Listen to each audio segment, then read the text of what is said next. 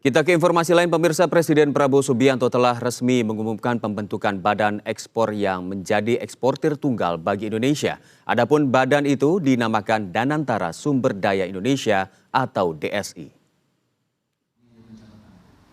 Pembentukan badan ekspor yang akan diatur dalam peraturan pemerintah tentang tata kelola ekspor komoditas sumber daya alam itu ia targetkan mampu mencegah kebocoran penerimaan negara selama ini, sehingga mampu memberikan penghasilan 150 miliar dolar Amerika per tahun, setara dengan 2.653,92 triliun rupiah. Erlangga Hartarto, Menteri Koordinator Bidang Perekonomian, mengungkapkan badan ini akan mengelola ekspor 3 komoditas utama, yaitu batu bara, kelapa sawit, dan paduan besi atau ferroalloy.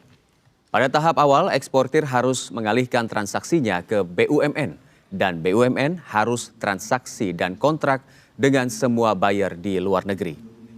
Tahap pertama ini dimulai pada 1 Juni 2026 hingga 31 Agustus 2026.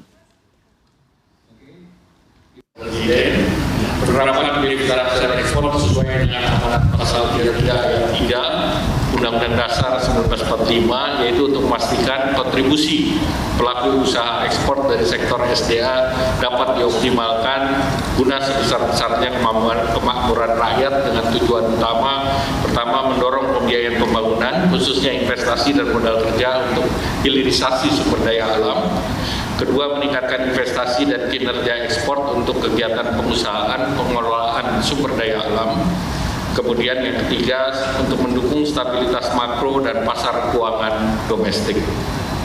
Revisi kebijakan tersebut di dalam PP tersebut itu adalah memperluas pengecualian penempatan devisa hasil ekspor pada bank non himbara untuk sektor pertambangan, migas dan non migas, khususnya bagi mitra dagang yang memiliki perjanjian kerjasama perdagangan. Oleh karena itu, pengaturan pengelolaan ekspor komoditas SDA strategis oleh pemerintah melalui BUMN ekspor yang ditugaskan, dan ini Pak Menteri Investasi, CEO Danantara sudah membentuk PT yang namanya Danantara Sumber Daya Indonesia.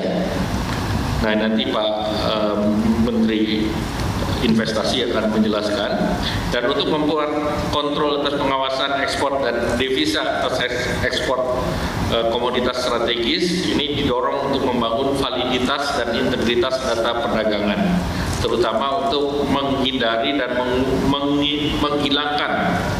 Mulai pada bulan Juni ini sampai dengan bulan Desember, kami dalam kesempatan menyampaikan bahwa semua transaksi yang bertujuan dalam ekspor sifatnya hanya pelaporan terlebih dahulu. Pelaporan terlebih dahulu QQ secara komprehensif kepada kami. Dan tentunya kami akan melihat bahwa apakah nilai yang dicantumkan itu sudah mencerminkan nilai yang wajar sesuai dengan indeks pasar, indeks